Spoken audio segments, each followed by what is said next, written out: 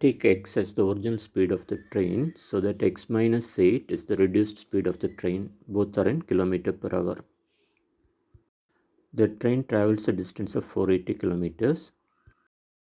Formula for time, that is time equal to distance by speed. So t1 equal to 480 by x and t2 equal to 480 by brackets x minus 8. Note that t2 is bigger than t1. This condition becomes t2 minus t1 equal to 3 hours.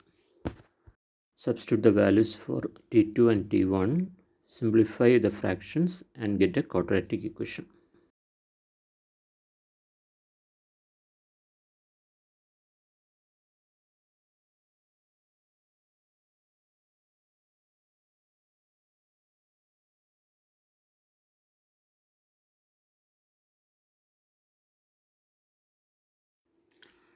We can solve the quadratic equation using the quadratic formula or by factorization.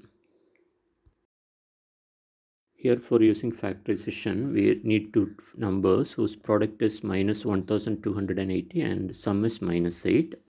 The numbers are 32 and minus 40. Use those numbers to split the middle term.